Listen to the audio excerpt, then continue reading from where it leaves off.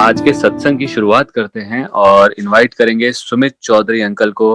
वो आए और सत्संग शेयर करें। सुमित अंकल। जय गुरु जी। गुरु जी को प्रणाम। गुरु जी की सभी संगत को प्रणाम। बहुत बहुत शुक्राना मेरे गुरु महाराज का कि आज फिर मौका दिया गुरु महाराज ने इस जूम प्लेटफॉर्म के जरिए हम आप सब संगत, आप सब हमारे गुरु परिवार से मिलने का, जुड़ने का, गुरु जी की महिमा को बखान करने का एक अवसर दे रहे हैं गुरु महाराज आज फिर से। बहुत बहुत शुक्राना है गुरु महाराज का। जैसे कहते हैं ना, गुरु महाराज से जो मांगो वो गुरु महाराज आपके दिल की बात जानते हैं। तो बहुत दिनों से इच्छा थी कि जूम प्लेटफॉर्म पे गुरु महाराज मुझे दोबारा से याद करें, कि दोबारा से मुझे सत्संग का मौका दें, और आज ये मौका गुरु महाराज दे रहे हैं। तो गुरु जी के चरणों में बहुत बहुत कोटि कोटि प्रणाम, उनका बहुत बहुत शुक्रिया ये मौका देने के लिए।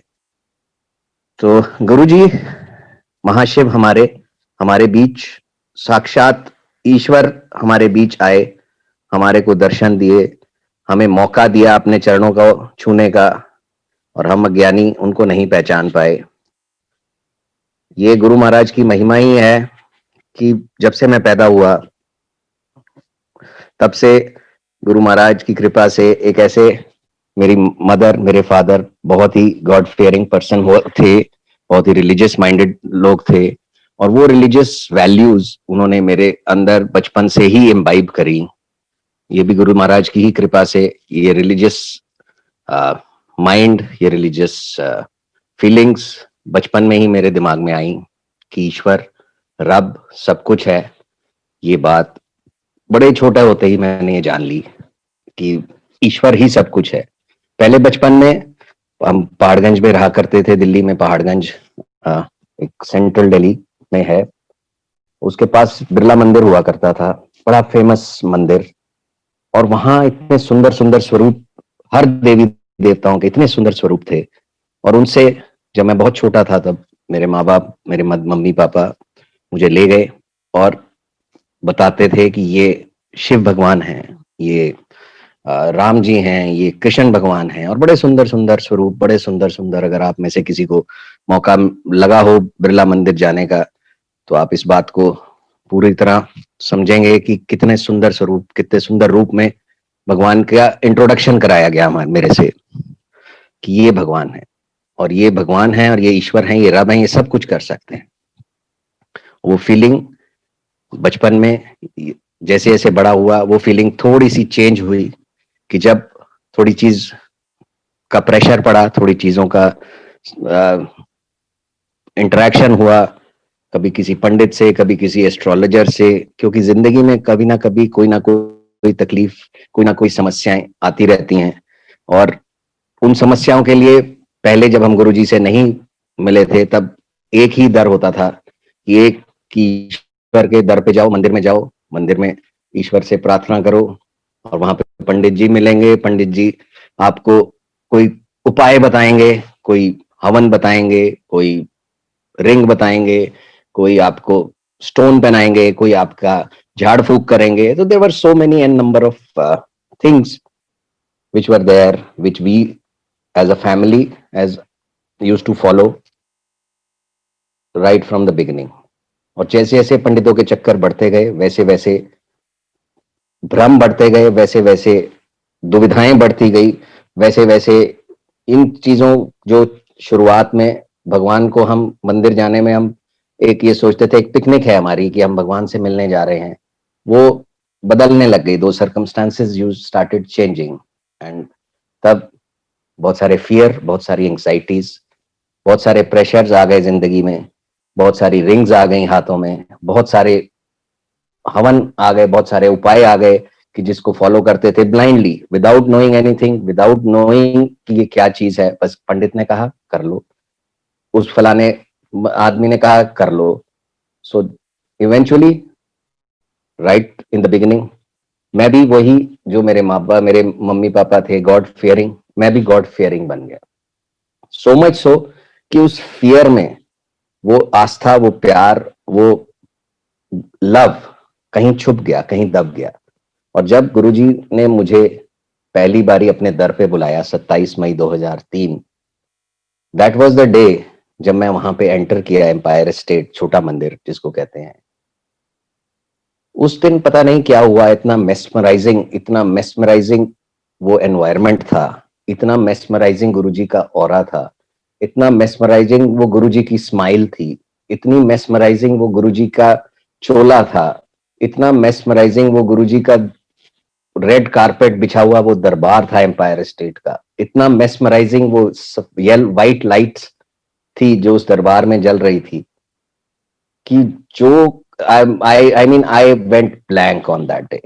जो मेरे अंदर, जो मेरे दिमाग में था, जो कुछ था, सब कुछ ब्लैंक, सब कुछ ब्लैंक, सारी चिंताएं, सारी दुविधाएं, सारे स्ट्रेस, सारे भ्रम, सारा कुछ ऑल वेंट ब्लैंक, और सिर्फ गुरुजी की का उस ऑरा से इतनी सुकून और इतना एक, जिसको कहते हैं कि इतना खिंचाव हुआ, और वो खिंचाव गुरु महाराज ने आज भी बना के रखा हुआ है। बहुत बहुत शुक्राना है गुरु जी का कि अपने चरणों से जोड़ के रखा है इतने सालों के बाद भी, ऑलमोस्ट 18 सालों के बाद भी। तो वो दरबार उस दिन जब गुरु जी के पास मैं पहली बारी गया, तो I think the transformation from God fearing to God loving started that very day, कि मुझे ईश्वर से, मुझे रब से प्यार हो गया, और वो डर और वो भय, जो वो फियर, जो एंजाइटीज, जो स्ट्रेस, वो सब धीरे धीरे धीरे धीरे गुरुजी ने एकदम से खत्म कर दिया अपने साथ जोड़ के। तो ऐसे हमारे गुरु महाराज, जिनको मैं नहीं पहचान पाया जब तक वो फिजिकल फॉर्म में थे कि ये हमारे रब हैं, क्योंकि मैं उससे पहले रब को दूसरे स्वरूपों में देखा था मैंने, कि शिव जी महाराज को एक नीले स्वरूप में देखा था, जिनमें गले में सांप और बहुत सारी जटाओं में गंगा बह रही है, तो उस स्वरूप में देखा था। तो गुरु महाराज को मैं नहीं पहचान पाया, ये मेरी बैड लक रही कि मैं उस टाइम गुरु जी को नहीं पहचान पाया, पर गुरु महाराज ने अपने साथ जोड़ा, ये बहुत शुक्राना है। और जैसे ही मैं उस दिन गुरु महाराज के दर पे गया, लंगर प्रसाद हुआ, क्या हुआ उस दिन का, एक एक चीज आज भी it is etched on my heart, आज भी मुझको एक एक चीज याद है कि क्या शब्द चल रहे थे, एक से बढ़कर एक शब्द चल रहे थे। और उसके बाद लंगर प्रसाद था, और लंगर प्रसाद के बाद सबसे अच्छी बात थी कि जो संगत नहीं आती थी उसको गुरुजी से इंट्रोड्यूस कराया जाता था। तो जो आंटी हमारे को लेके गई थी, उन्होंने हमारे को गुरुजी से इंट्रोड्यूस कराया, और गुरुजी के पास लेके गई और कहा, जी गुरुजी ये आज पहली बार ही आए हैं। और मेरी खुशकिस्मती कि गुरुजी महाराज ने मुझसे पूछा कि क्या तेरा नाम क्या है, की करना है तू, और वो ठेठ पंजाबी में, की करना है काका, की करना है तू, ये पूछा गुरुजी ने। मैंने अपना नाम बताया, एज इफ गुरुजी नहीं जानते थे, तो उस टाइम तो समझ नहीं थी, बट गुरुजी तो सब जानते हैं, जानी जान है, उनके ही बुलावे से तो मैं वहां पहुंचा था। तो I told him my name. वो कह रहा की करता है, मैंने बताया कि मैं छोटी छोटी building, I am a contractor, building contractor, I am engineer by, I am an engineer, and plus मैं बिल्डिंग कंस्ट्रक्शन का काम किया करता था उस time, and I used to do very small jobs, बहुत छोटे छोटे काम करता था। और मैंने यही गुरुजी को बताया कि मैं गुरुजी एक छोटा सा कॉन्ट्रैक्टर हूं। तो गुरुजी महाराज एकदम से बोले उस टाइम कि छोटा की होता है, आज तो छोटे छोटे काम छड़ दे, तो आज तो ਆਪਾਂ ਵੱਡੇ ਵੱਡੇ काम करांगे, ਤੇ ਇੱਥੇ ਆਂਦਾ रही, जा हुन ऐश कर। These were the exact words which Guruji said, जो मुझे आज भी मेरे माइंड में, मेरे दिमाग में आज भी घूमते रहते हैं। उनकी वो आवाज नहीं भूलती मुझे, जो गुरुजी की आवाज थी, वो गुरुजी का पंजाबी एक्सेंट नहीं भूलता, जो उनकी ठेठ पंजाबी में बोलने का तरीका था, और जो उनकी प्यार भरी निगाह और प्यार भरी स्माइल थी, वो तो दिल से ही नहीं जाती। और गुरुजी महाराज ने बड़े ही एक सेकंड के अंदर एक ऐसी ब्लेसिंग दे दी, जो मैम जैसे ही बाहर निकले, मैं निकल रहे थे तो सिंगला अंकल खड़े थे वहां पे, और गुरुजी ने कुछ इशारा भी किया सिंगला अंकल को। तो और जैसे हम बाहर आए तो सिंगला अंकल ने बोला कि आज आते ही, पहली बार आते ही तुम्हारे को ब्लेसिंग मिल गई ऐसी। गुरुजी ने कह दिया जा ऐश कर। मुझे तो 10 साल लग गए गुरुजी को से ये ब्लेसिंग लेने के लिए।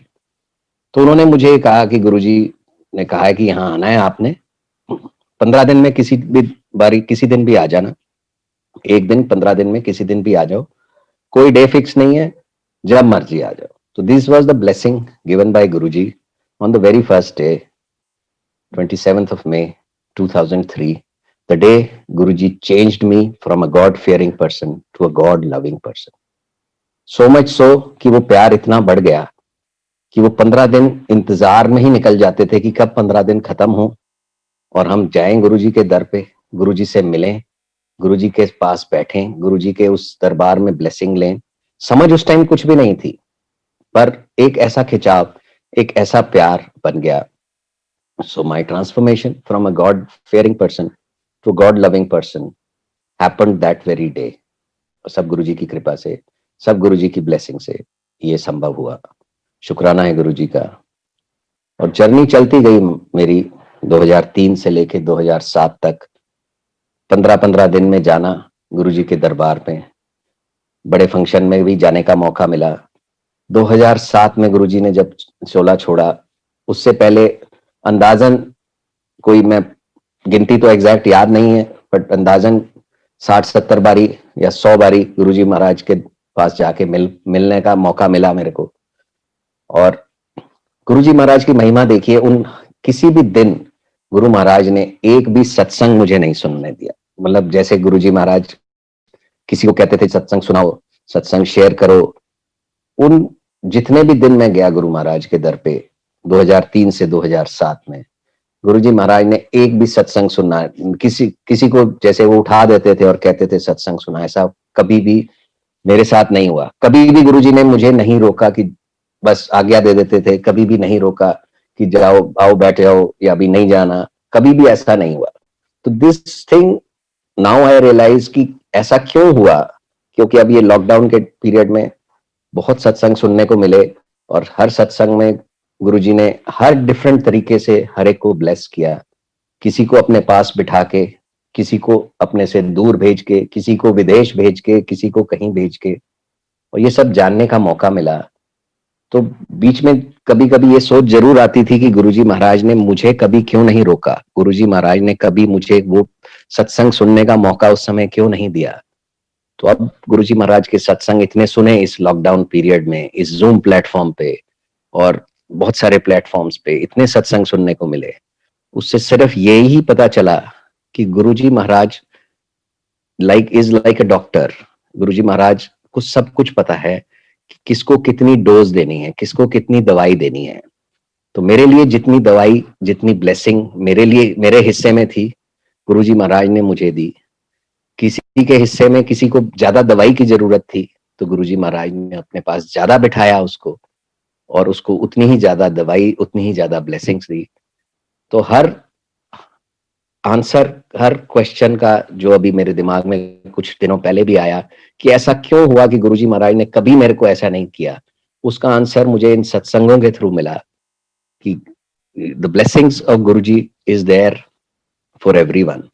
और वो ब्लेसिंग किसको कितनी देनी है, कितनी मिलनी है, वो गुरुजी जानते हैं। तो हम ये कहें कि जो संगत की, कई संगत, हम तो बहुत ब्लेस्ड हैं कि हमने गुरुजी महाराज से हम मिले।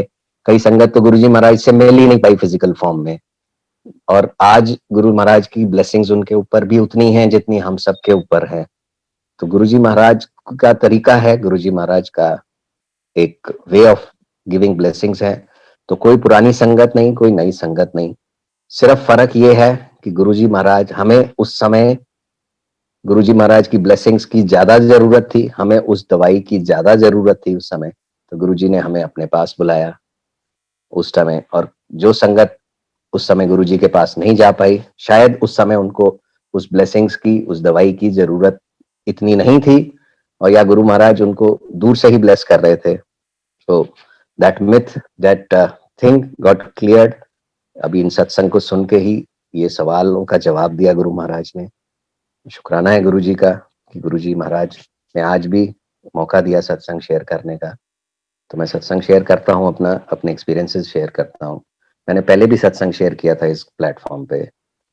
सो गुरुजी महाराज महाशिव हमारी जिंदगी में जब आए हैं, तो एक गुरबानी में ही एक प्रसंग है, एक ऐतिहासिक घटना का जिक्र है गुरबानी में कि गुरु गोविंद सिंह महाराज एक दिन अपने शिविर में बैठे थे और बाहर उनका घोड़ा तैयार था और वो अपने घोड़े पे बैठ के कहीं जाने की तैयारी कर रहे थे। तो जैसे ही वो अपने खेमे से बाहर निकले तो सारी जितनी भी संगत आई हुई थी, जितने भी सेवादार थे, जितने भी सब लोग आसपास थे, सब अलर्ट हो गए कि अब गुरु महाराज आए हैं और गुरु महाराज अब अपने घोड़े पे बैठेंगे और जाएंगे जहां जाना है उन्होंने।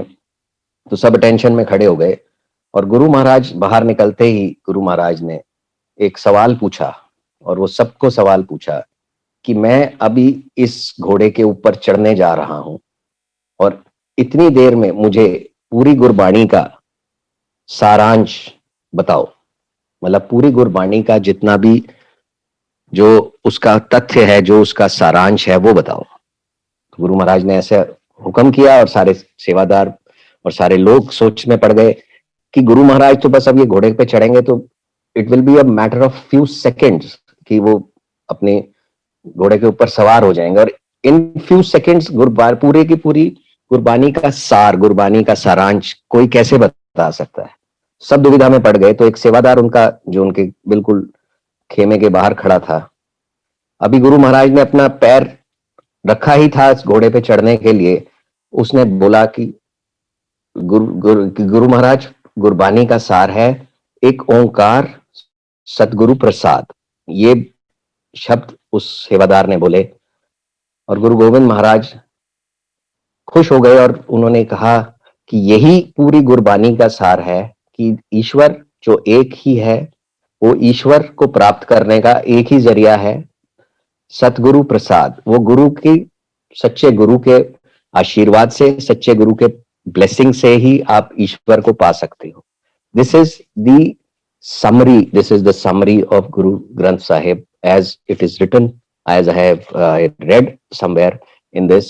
So और ऐसे सदगुरु और ऐसे गुरु, जब एक साक्षात ईश्वर, एक साक्षात रब, महाशिव खुद गुरु के रूप में हमारी जिंदगी में आ गए और हमारे को इतना ब्लेस किया कि हमारे को ईश्वर को पाने का रास्ता उन्होंने हमारे लिए बहुत आसान कर दिया। तो ऐसे हमारे गुरु महाराज को बहुत बहुत शुक्राना है कि वो हमारी जिंदगी में आए।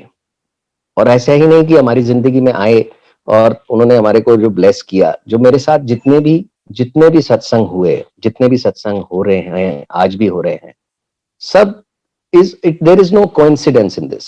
कोई कोइंसिडेंस नहीं है। गुरु महाराज की शरण में हम आ गए तो कोइंसिडेंस वर्ड खत्म हो गया। एवरीथिंग इज अ प्लान और वो गुरु जी का प्लान है और उस गुरु जी के उस प्लान में देयर इज डायरेक्टर जो गुरुजी महाराज खुद हैं। Like if I compare it कि हमारी जिंदगी अगर एक मूवी की तरह किसी को अगर हम देखें कि अगर एक हमारी जिंदगी is full of various episodes और all these episode sum up to become a movie, तो अगर हम उसको कंपेयर करें तो गुरु महाराज हमारे इस मूवी के डायरेक्टर हैं, स्टोरी राइटर हैं।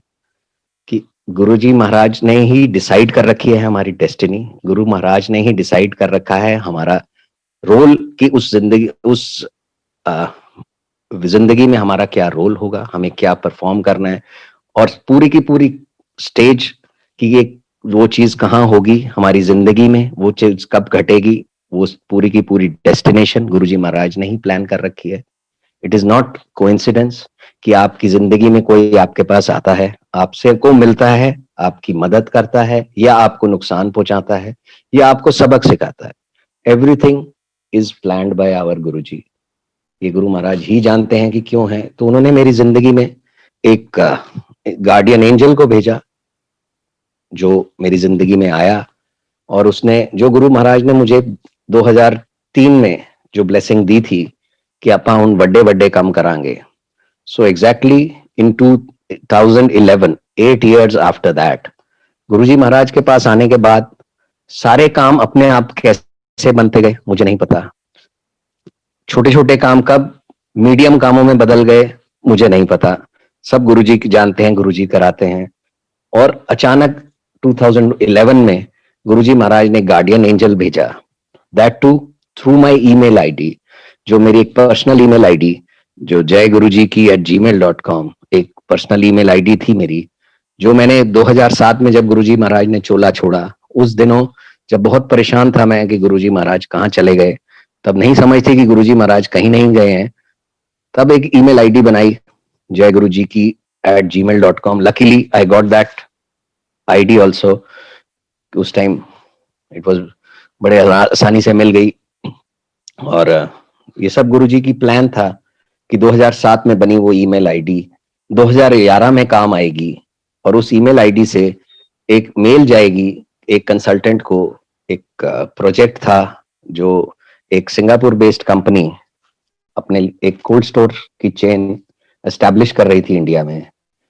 उनका ऑफिस था बैंगलोर में, and they were looking for a contractor for to construct their cold store in Palwal, that is in Haryana near Faridabad in Delhi, I mean Delhi NCR के पास ही है. तो उनको एक तो कॉन्ट्रैक्टर नहीं मिल रहा था, although being a very big multinational company, Singapore based company, पर वो थे सारे ही, they are all their chairman, their directors, everyone was belong to South India, they were all South Indians. And South Indians की थोड़ी सी perception ये होती है कि North Indians are very tough people to handle. I mean जो हम पंजाबी लोग हैं, they are we are very loud people, we are, I mean कि दे प्रेफर्ड कि कोई साउथ इंडियन कॉन्ट्रैक्टर मिल जाए उनको जो उनका काम कर दे पलवल में. They tried their level best कि एक उन्होंने बैंगलोर से एक चेन्नई से उन्होंने एक कॉन्ट्रैक्टर को भेजा. वो कॉन्ट्रैक्टर आया पलवल में और came in the month of December. और उसको जैसे ही वो एयरपोर्ट पे उतरा, उस दिन इतनी ठंड थी दिसंबर में कि उसको वहीं पे ही बीमार पड़ गया, वो वहीं पे उसको बुखार हो गया. Even it was all plan of Guruji, but that contractor who came from Chennai to do the work couldn't reach the site, Palwal site पे ही नहीं पहुंच पाया. उन दिनों में वो दिल्ली फरीदाबाद रोड काफी कंजेस्टेड हुआ करती थी, और फ्लाईओवर्स और road, it was just a 2 lane road. तो वो कहीं ट्रैफिक में फंसा, उसका कोई गाड़ी का एक्सीडेंट हुआ, उसको थोड़ा फ्रैक्चर भी हुआ.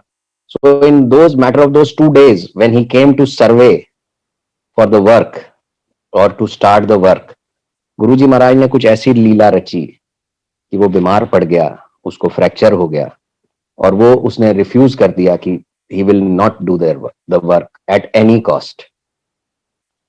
वो गुरुजी महाराज शायद वो उनका प्लान था वो काम मेरे को देने के लिए, तो उन्होंने थोड़ा बहुत उस को ऐसा मोल्ड किया उस प्रोजेक्ट को कि वो कंसल्टेंट ने बिल्डर एसोसिएशन को मेल डालनी पड़ी उसको, because he was unable to find a South Indian contractor, और नॉर्थ इंडियन से वो इतना डरते थे. तो उन्होंने बिल्डर एसोसिएशन को कॉन्फिडेंस में लिया कि आप कोई कॉन्ट्रैक्टर दे दो हमारे को, and you will be responsible for the conduct of that contractor.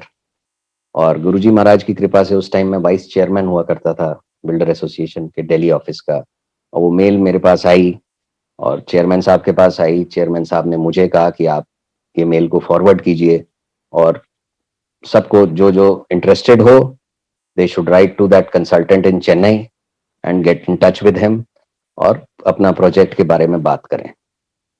तो गुरुजी महाराज की कृपा से मैंने वो मेल सबको फॉरवर्ड करी, और उस मेल का रिप्लाई, जो चेन्नई से मेल आई थी, उसका रिप्लाई मैंने किया ये सोचते हुए कि मैं अपनी बिजनेस ईमेल आईडी से उसका रिप्लाई कर रहा हूं.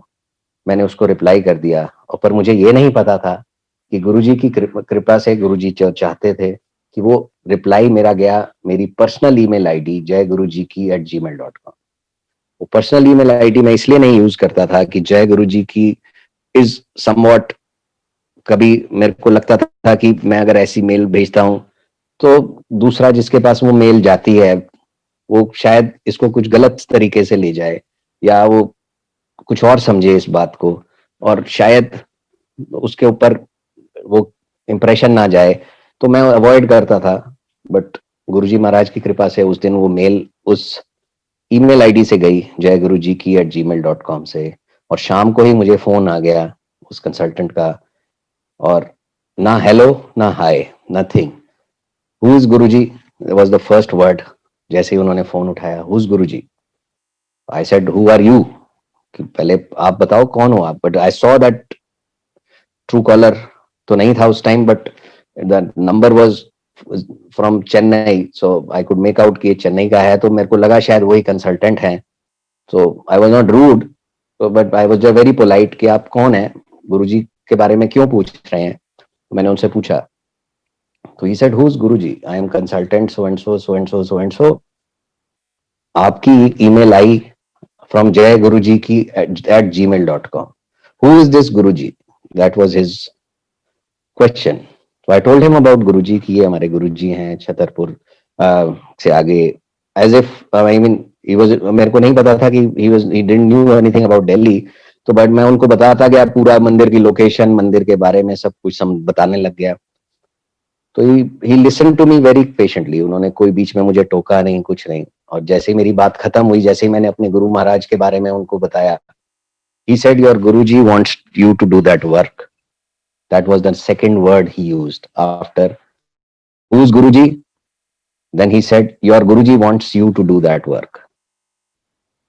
शुक्राना गुरुजी कि एक मिनट में उसने डिसाइड कर लिया कि ये काम आप करेंगे. I mean we'll do that work. And I was really surprise, I was really taken back. और मैं उसको ये कह रहा हूँ कि मैं तो आपको जानता नहीं. वो मुझे एक काम ऑफर कर रहा है, around 4-5 crore worth of a project to be done in 4 months time in year 2011, which was a considerable amount. कोई छोटा प्रोजेक्ट नहीं था. He is offering me a project, और मैं उसे कह रहा हूं मैं तो आपको जानता ही नहीं, मैं कैसे कर लूं आपका काम. And he is saying that आपके Guruji, your Guruji wants you to do that work.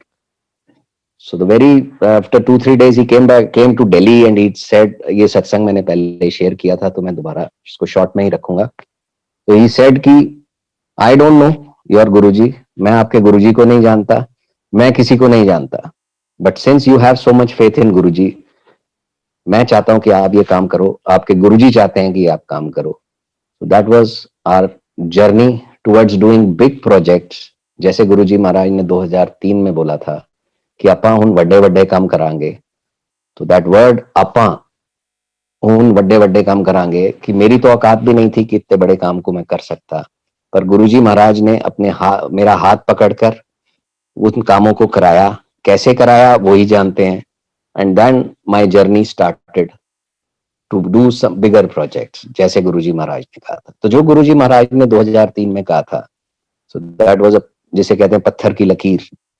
तो गुरुजी महाराज के दर पे आके, गुरुजी महाराज के चरणों को हाथ को छू के, गुरुजी महाराज के लंगर प्रसाद को खा के, गुरुजी महाराज ने मेरे पूरे हाथों की लकीरों को बदल दिया, मेरी पूरे की पूरी डेस्टिनी को बदल दिया. उस दिन वो 2003 में उन्होंने पूरा का पूरा प्लान कि कौन क्या क्या कब कब होगा, कौन मेरी जिंदगी में आएगा, सब उन्होंने डिसाइड कर दिया. और ऐसे ही करते हैं गुरु महाराज. यही गुरु महाराज की महिमा है कि टाइमिंग गुरुजी महाराज के अपने होते हैं. गुरुजी महाराज का ब्लेसिंग्स अपनी होती हैं. कब किसको क्या मिलनी है वो गुरुजी महाराज ही जानते हैं. तो वो गुरुजी महाराज की वो कृपा वो बनी रही. उस प्रोजेक्ट के बाद दूसरा प्रोजेक्ट मिला. उस प्रोजेक्ट में भी गुरुजी महाराज ने अपनी पुरानी संगत को ब्लेस करना था.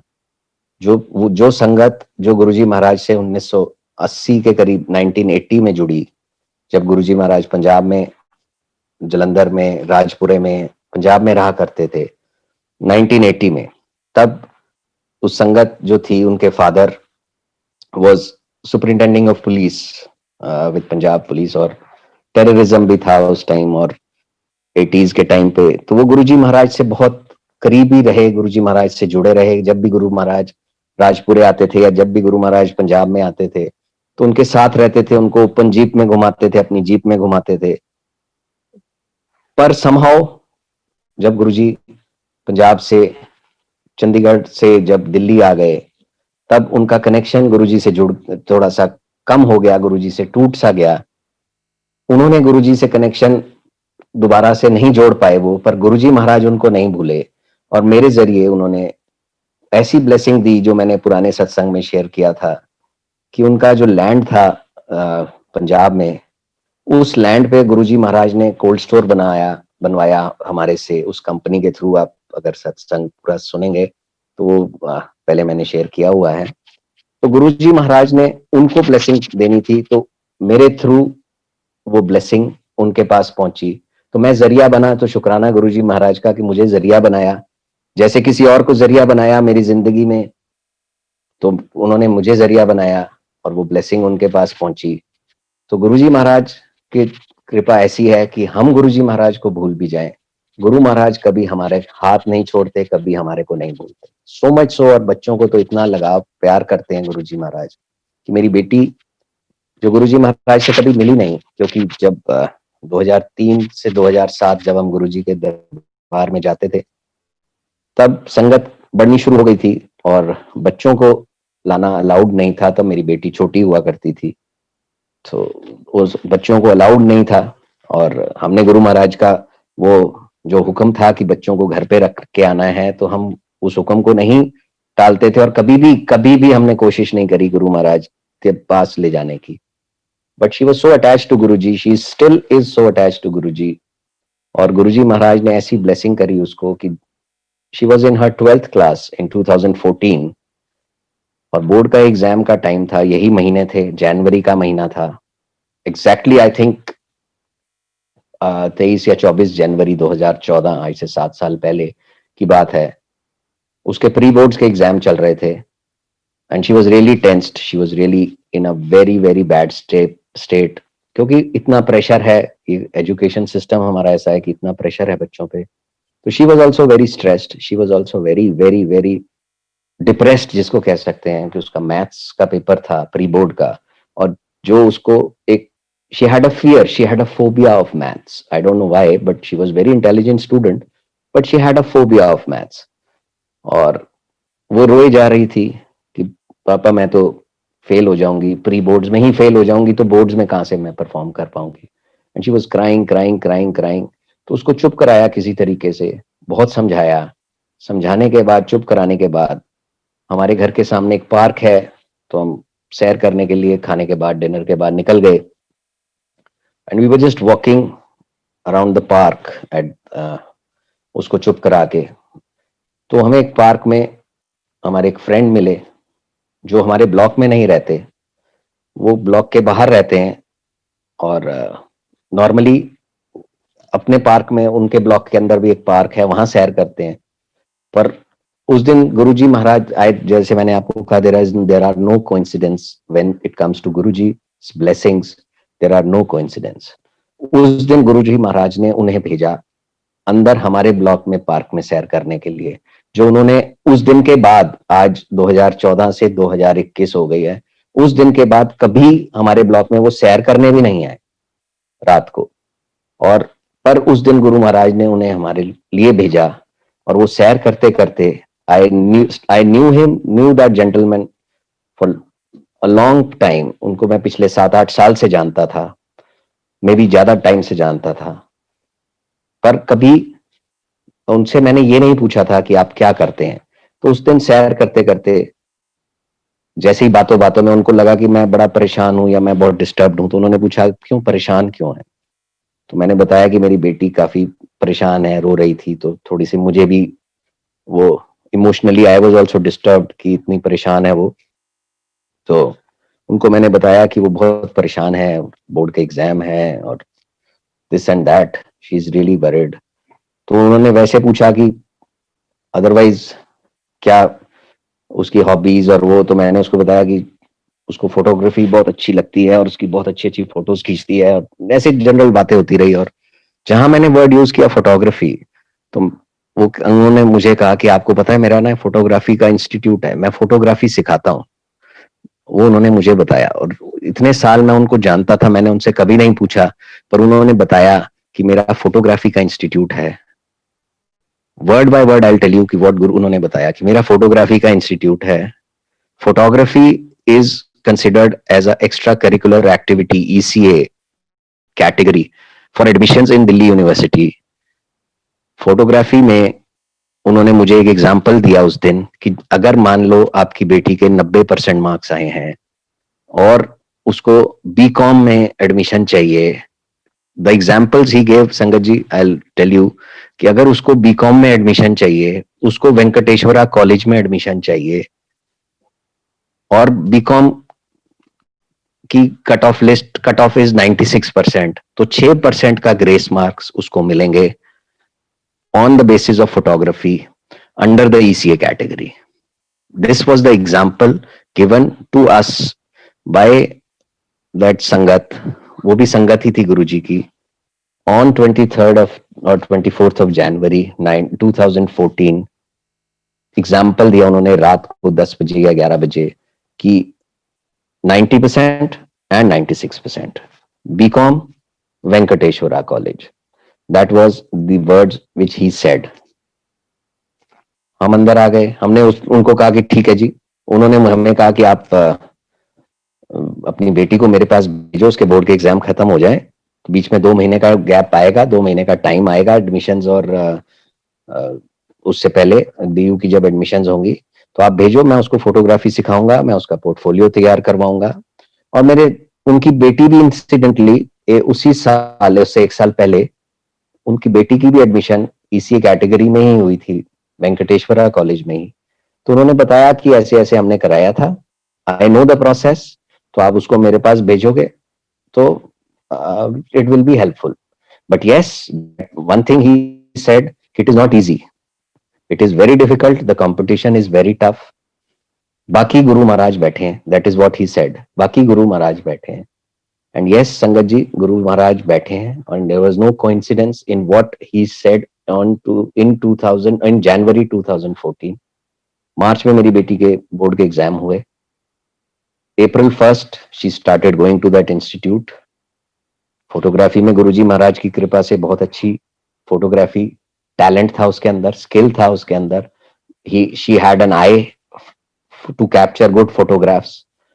और उसको ट्रेनिंग मिली, तो उस ट्रेनिंग से गुरुजी महाराज की कृपा से उसकी बहुत अच्छा पोर्टफोलियो तैयार हुआ.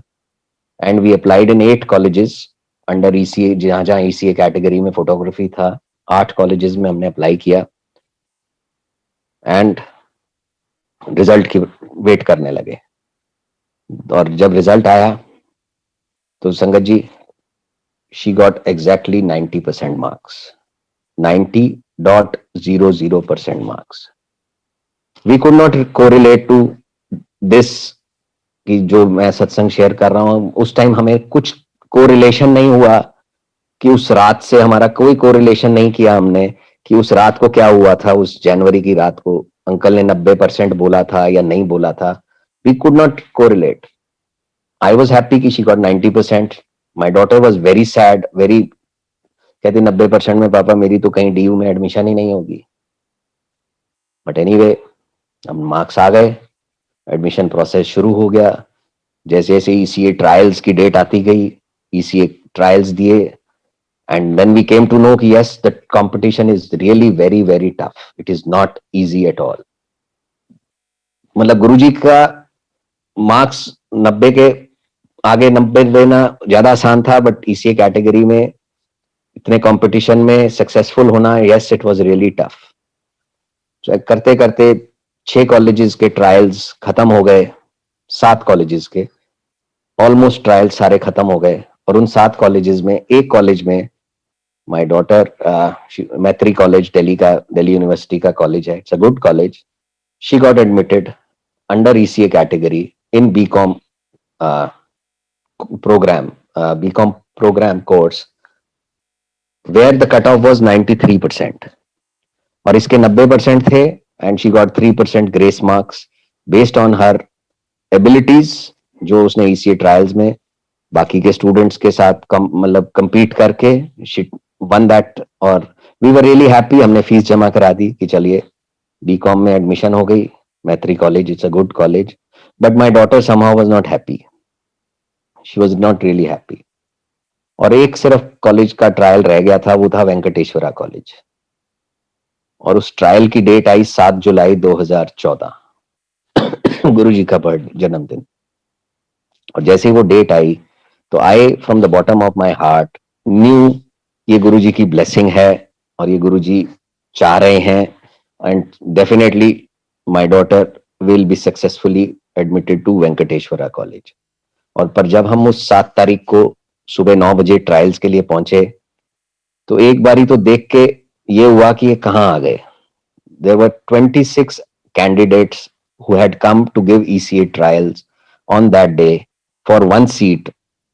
All of them very, very well qualified professional photographers. कईयों के पास तो इतने अच्छे इक्विपमेंट्स लेके आए हुए थे वो उस ट्रायल्स के लिए, as if they were preparing right from, सालों से प्रिपेयर कर रहे हो. And we were little apprehensive कि ये शायद, I was little apprehensive, even my daughter got little apprehensive कि शायद आज बात ना बन पाए. But back of the mind I was very confident कि आज 7 जुलाई है, गुरुजी का जन्मदिन है और ब्लेसिंग मिलेगी ही मिलेगी. वो ट्रायल शुरू हुए. ट्रायल्स में कुछ असाइनमेंट्स दिए जाते थे, कुछ टॉपिक्स फोटोग्राफी के होते थे कि इस टॉपिक के ऊपर फोटोग्राफ्स खींच के लाओ, इस टॉपिक के ऊपर फोटोग्राफ खींच के लाओ. तो हर एक को अलग अलग टॉपिक दिया गया. And there was a panel of specialist photographers, और हिंदुस्तान टाइम्स के बहुत ही रिनाउंड फोटोग्राफर उस पैनल में थे, जो उस दिन ही वाज द जज जिसको कह सकते हैं. And the trial started. 3 घंटे का ट्रायल था. 12 बजे दे हैड टू सबमिट एक सीडी बना के और पेन ड्राइव बना के वो एक प्रेजेंटेशन देनी थी, विच सबने दी, मेरी डॉटर ने भी दी. And she was grilled very badly by the जज. और वो रोती रोती बाहर आई. She is a little sensitive girl. तो रोती रोती बाहर आई कि पापा यहाँ तो इन्होंने मेरे से बड़ा टेढ़े मेढ़े क्वेश्चन पूछे, आज तो यहाँ पे बात बननी नहीं, चलो चलते हैं. तो we were told by the college staff कि अभी एक सेकंड ट्रायल और होगा, जिसमें से out of 26 they will shortlist some 8 candidates, और उसकी नेक्स्ट डेट बताई जाएगी. बट माय डॉटर, उसने कहा जी पापा यहाँ कुछ नहीं होना, चलो चलते हैं. She came back. I said कि नहीं चलो मंदिर चलते हैं. मेरी सेवा थी गुरुजी के फंक्शन पे, बड़े फंक्शन पे. बट शी सेड नहीं, मेरा मूड बहुत खराब है, मैं तो घर जा रही हूँ. She came back home. मैं मंदिर चला गया. रास्ते में मुझे फोन आया कि ये थोड़ी सी बर्फी लेते आना. जहां हम सेवा करते हैं वहां ग्रुप है हमारा, तो कोई कुछ खाने को लाता था, कोई कुछ लाता था, और स्टोर रूम में जमा करा देते थे कि जब, क्योंकि फंक्शन बहुत सुबह 12 बजे से शुरू होता था और रात को 1-2 बजे तक चलता था, तो कुछ खाने पीने के लिए हम उस स्टोर रूम में जाते थे, खा के आ जाते थे. तो दैट वाज द थिंग. वो बर्फी लाने को उन्होंने मुझे बोला. मैं बर्फी ली रास्ते में और मंदिर पहुंचा, और गेट पे मेरे को रोक लिया सिक्योरिटी, जितने भी लोग थे. ये कहाँ ले जा रहे हो अंकल, ये किस खुशी में बर्फी है? तो उस समय मेरे मुंह से निकल गया कि मेरी बेटी की एडमिशन हो गई वेंकटेश्वरा कॉलेज में, ये उसकी मिठाई है. तो वहीं पे उन्होंने डिब्बा खोल लिया और सबने अपनी मिठाई बांट ली, मुबारक देना शुरू कर दिया. तो देखिए संगत जी, नो, आई मीन, गुरुजी कहलाने वाले गुरुजी ने क्यों कहलवाया वो चीज मेरे मुंह से. उस टाइम तक कोई एडमिशन नहीं हुई थी, कुछ नहीं हुआ था, बट सबने मिठाई खा ली, सबने मुबारक दे दी. तो फंक्शन हुआ गुरुजी का, उस दिन खत्म हुआ. वी केप्ट ऑन वेटिंग कि रिजल्ट आएगा, कब नेक्स्ट डे अनाउंस करेंगे. सो लक, और एज विद गुरुजी's ब्लेसिंग, वो 26 में से जो 8 नाम शॉर्टलिस्ट होने थे, उसमें मेरी बेटी का नाम आया. And she was selected in those 8. और ट्रायल की डेट थी 12 जुलाई 2014, which happened to be Guru Purnima. तो दैट वाज अनदर इंडिकेशन कि गुरुजी महाराज अपनी ब्लेसिंग्स दिए जा रहे हैं कि गुरु पूर्णिमा के दिन सेकंड ट्रायल. 26 में से 26 में से ऑलमोस्ट 18 लोगों को हटा के सिर्फ 8 लोग रह गए, और उस 8 में इसका नंबर आया. So again we went on 9th at 9 in the morning. The trial started. The same judge, everybody the same. इस बारी और भी मुश्किल टॉपिक्स ऑन फोटोग्राफी. और जब उसने प्रेजेंटेशन दी मेरी बेटी ने, तो 5 मिनट बाद वो बाहर आई, अगेन रोते हुए बाहर आई. और मेरी आंटी, मेरी वाइफ मेरे साथ थी उस टाइम, और हम तीनों ही थे वहां पे. और उनको बोला, मेरी वाइफ को, उसने कि मम्मी आप आओ मेरे साथ, आप अंदर चलो मेरे साथ. तो आई आस्क्ड हर कि क्यों, क्या बात हो गई? तो शी सेड कि एक फोटोग्राफ मैंने आपकी खींची थी, जो उन्होंने एक सब्जेक्ट दिया था, इट वाज सम सब्जेक्ट. तो मैंने आपकी फोटो खींच के उसमें आपकी फोटो खींची थी. एंड दैट सर, वो जो जज हैं, वो ये कह रहे हैं कि it is not, it is, ये आपने गूगल से कॉपी करी हुई है फोटोग्राफ, ये आपने फोटो खींची ही नहीं है, ऐसी अच्छी फोटो आप खींच ही नहीं सकते।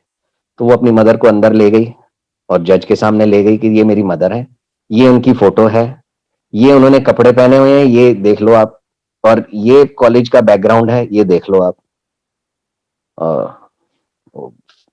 द जज was a little convinced, yes ये तो ठीक कह रही है।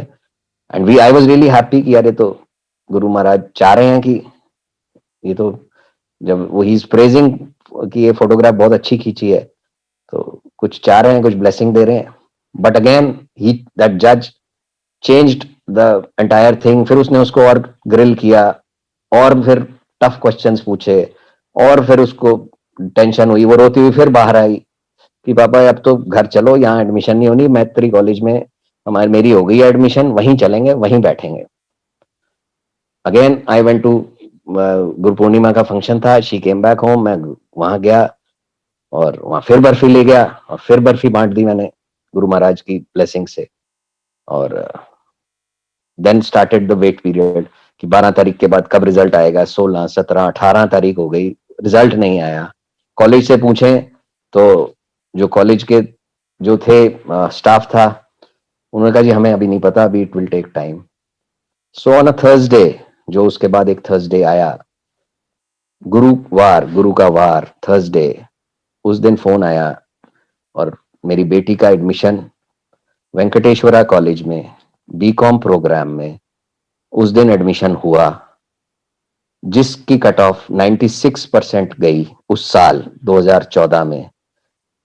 तो जो चीज उस दिन जाके, उस दिन, जिस दिन 18 या 19 जुलाई को जिस दिन ये चीज हुई, उस दिन भी वी डिड नॉट रियलाइज कि ये क्या हुआ हमारे साथ, ये क्या किया गुरुजी महाराज ने, क्या ब्लेसिंग दी हमारे को। तो when we came, I came back home in the evening, और हम गुरुजी महाराज को शुक्राना करने मंदिर गए। इट वाज अ थर्सडे, मंदिर खुला था और हम शाम को सारे जा रहे थे, तो मेरी बेटी ने एक चिट्ठी गुरुजी के दरबार से, हमारे घर में गुरुजी का दरबार है, एक उनके दरबार के नीचे, उनके सिंहासन के नीचे से एक चिट्ठी निकाल के लाई, एक कागज निकाल के लाई, और वो कागज हमें दिखाया। और उस कागज पे डेट डली हुई थी 23 या 24 जनवरी, I don't remember the exact date, but वही डेट जिस दिन वो गुरु संगत हमें बाहर मिली, जिनका फोटोग्राफी इंस्टीट्यूट था, वही डेट डली हुई थी उस पे। और रोते रोते गुरुजी को उसने वो चिट्ठी में लिखा कि गुरुजी मेरी एडमिशन वेंकटेश्वरा कॉलेज में बीकॉम प्रोग्राम में करवा दो प्लीज। और ये कह के उसने वो चिट्ठी लिखी, फोल्ड करी, जब हम बाहर सैर कर रहे थे, वो उस टाइम वो चिट्ठी लिख रही थी और गुरुजी महाराज के सिंहासन के नीचे रखी उसने, किसी को नहीं बताया। और उस दिन आप ये देखिए कि बाहर गुरु महाराज ने अपना गार्डियन एंजल भेजा, जिसने हमें, गुरुजी महाराज के लिए कुछ मुश्किल नहीं था।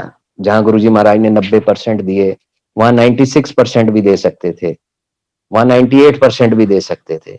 पर गुरु महाराज ने वो हिडन टैलेंट, वो फोटोग्राफी का टैलेंट निकालना था मेरी बेटी का, और वो कृपा करनी थी।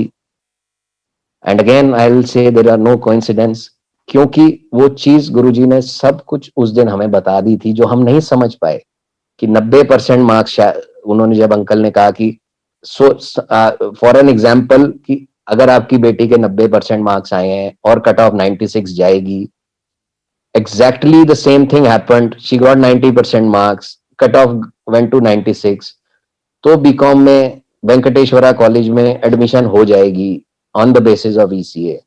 That was what was told to us. Yes, that was not a coincidence. It was not at all a coincidence. गुरुजी की सारी प्लानिंग, गुरुजी की सारी कृपा, वो कब क्या करते हैं, गुरुजी महाराज के साथ अगर हम जुड़ गए हैं, तो there are no, nothing nothing as coincidence.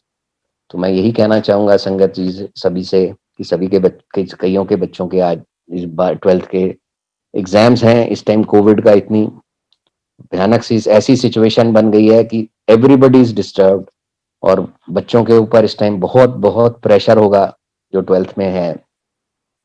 पर यकीन मानिए, जब हम गुरुजी महाराज की ब्लेसिंग्स में हैं, जब हम गुरुजी महाराज की शरण में हैं, तो जो उन्होंने हमारे लिए सोचा हुआ है, उन्होंने हमारे लिए जो अच्छा है, जो हमारे लिए बेस्ट है, वही सोचा हुआ है। जैसे उन्होंने मेरी बेटी के लिए सोचा, अपनी बेटी के लिए सोचा हुआ था कि उसको वेंकटेश्वरा कॉलेज में एडमिशन करानी है, बट उसको उन्होंने सोचा हुआ था कि फोटोग्राफी इंस्टीट्यूट, जो फोटोग्राफी सोसाइटी है कॉलेज की, उसका प्रेसिडेंट भी बनाना था, उन्होंने सोचा हुआ था। तो 2 साल तक गुरुजी ने उसको फोटोग्राफी सोसाइटी का प्रेसिडेंट बना के रखा। सो मच सो कि कॉलेज का एक एक प्रोफेसर, एक एक बंदा उसको नाम से जानता था, क्योंकि she used to take photographs of everyone college में। कभी कोई फेस्टिवल में, कभी कोई डिग्निटरी आ रहा है, कभी कुछ आ रहा है, so she being the president, उसको सभी, मतलब इतना रिकॉग्निशन गुरुजी ने दिलवाया, इतना गुरुजी ने इतनी ब्लेसिंग्स उसको दिलवाई। शायद वो 96% मार्क्स दे के गुरुजी, वो रिकॉग्निशन उसको ना मिलती, तो गुरुजी ने उसको 90% दे के, थ्रू द गार्डियन एंजल, अपने गार्डियन एंजल के थ्रू, अपने मैसेंजर के थ्रू, वो ब्लेसिंग भेज के वो रिकॉग्निशन भी दिलवाई, वो एडमिशन भी दिलवाई जो वो चाहती थी। तो sometimes I mean I said और to her on that day कि तूने मांगा भी तो वेंकटेश्वरा कॉलेज क्यों मांगा, लेडी श्री राम कॉलेज क्यों नहीं मांगा? तो वही बात है कि हम, गुरुजी जब कहते थे कि मांगो नहीं मानो, तो समवेयर डाउन द लाइन गुरुजी को हमारे लिए क्या बेस्ट है सब कुछ पता है। तो मे बी उसके लिए वेंकटेश्वरा अच्छा था, बट हमें कोशिश यही करनी चाहिए कि हमें गुरुजी से मांगना नहीं चाहिए, गुरुजी को मानना चाहिए। और गुरुजी महाराज हमारे पे इतनी रहमतें, इतनी इतनी ब्लेसिंग्स देते हैं। और इस मांगने की बात से एक मेरे को एक और चीज याद आई। In Mahabharat there is an episode, there was, जब महाभारत शुरू होने लगी थी, जब महाभारत अभी का युद्ध अभी शुरू होने लगा था, तो कुरुक्षेत्र में वो जहां पे वो युद्ध होना था, तो वो उस एरिया को सब प्लेन किया जा रहा था। जितने भी वो उबड़ खाबड़ जगह थी, या जितने भी झाड़ थे, छोटे मोटे झाड़ियां थी, उसको साफ किया जा रहा था कि युद्ध की तैयारी के लिए। तो भगवान कृष्ण और अर्जुन दोनों वहां पे गए उस एरिया को देखने के लिए, और वो वहां पे खड़े थे, तो एक पेड़ आके गिरा उनके सामने। अभी वो खड़े थे, जबकि वहां कोई पेड़ नहीं काट रहा था, पर एक पेड़ आके गिरा, और उस पेड़ के गिरने का कारण था एक हाथी, जिसने उस पेड़ पे टक्कर मारी और उस पेड़ को गिरा दिया। उस पेड़ के ऊपर एक चिड़िया का घोंसला था, और उस चिड़िया ने उस घोंसले में अपने अंडे दिए हुए थे, अपने बच्चे दिए हुए थे। तो जब वो अ, पेड़ गिरा, तो वो घोंसला भी गिर गया, और वो नीचे जाके गिर गया, उस धरती पे गिर गया जहां पे युद्ध होना था, जिसको प्लेन किया जा रहा था। तो वो चिड़िया उड़ती हुई आई, रोती रोती आई, और भगवान कृष्ण के पास आई। अर्जुन साथ खड़े थे उनके, और उनको बोला कि भगवान, ये आपने क्या किया? आपके सामने इस हाथी ने ये टक्कर मारी पेड़ पे, और मेरा घोंसला गिरा दिया, उसके अंदर मेरे छोटे छोटे बच्चे थे। अब उन बच्चों का क्या होगा?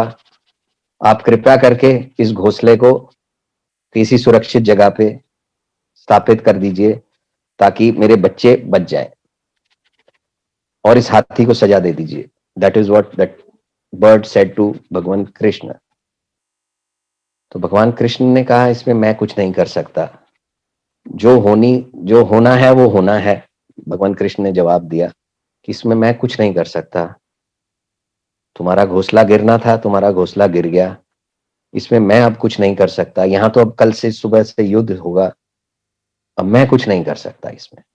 तो ये सुनकर चिड़िया बहुत निराश हो गई, और उसने कहा कि ये भगवान, आप तो ईश्वर हैं, आप कुछ नहीं कर सकते, तो मैं तो पर फिर भी आपके ऊपर विश्वास कर सकती हूँ।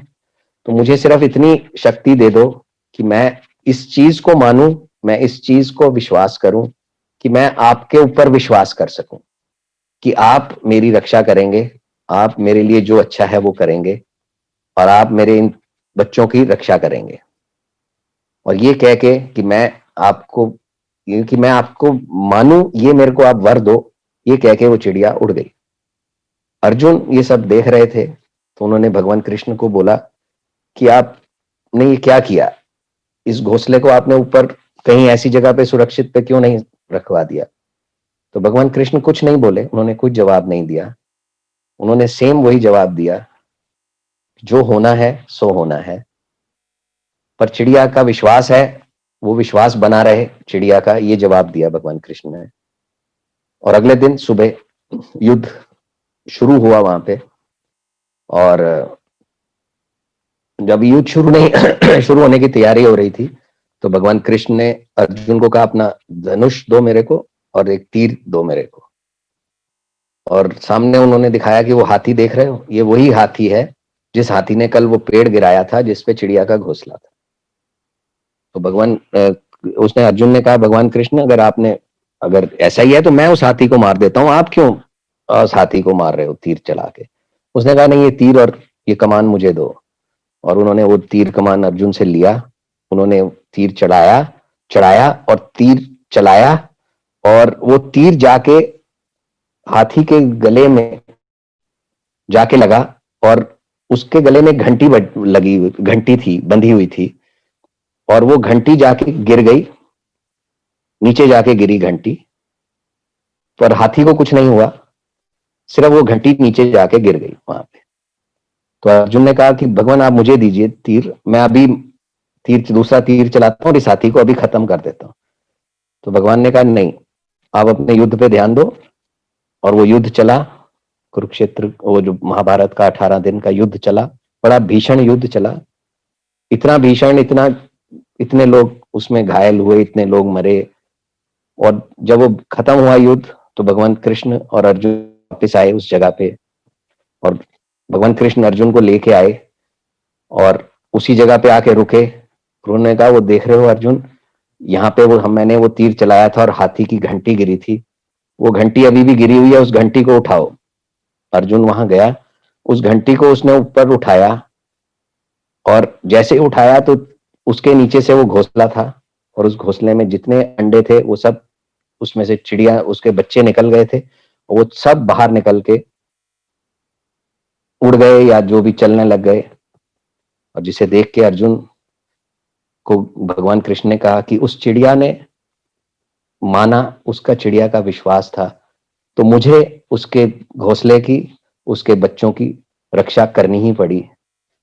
तो गुरु महाराज, ये जो मैंने महाभारत का ये जो पढ़ा, तो गुरु महाराज को, जो हमारे ईश्वर, जो हमारे रब, हमारे साक्षात भगवान हमारे बीच आए, इस धरती पे आए हैं, जब वो हमारे साथ हैं, और अगर हम सिर्फ उनको, सिर्फ हमारा ये विश्वास, हम सिर्फ गुरुजी को माने, डायरेक्ट 1-to-1 कनेक्शन रखें, तो यकीन मानिए संगत जी, वो, उनको हमारी, हमसे ज्यादा चिंता है। और वो हमारी रक्षा करने के लिए, वो हमारे हर काम को करने के लिए, वो हमारी हर मुश्किल को दूर करने के लिए हमसे 4 कदम आगे, हमारे से 4 कदम आगे हमारे को गोद में उठा के चल रहे हैं।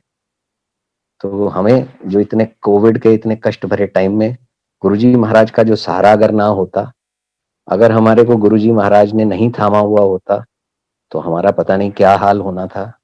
पर गुरुजी महाराज का शुक्राना है कि उन्होंने इस कष्ट भरे टाइम में, जो वो गुरुजी कहते ही थे कि बहुत माड़ा टाइम आने वाला है, हमें बचा के रखा।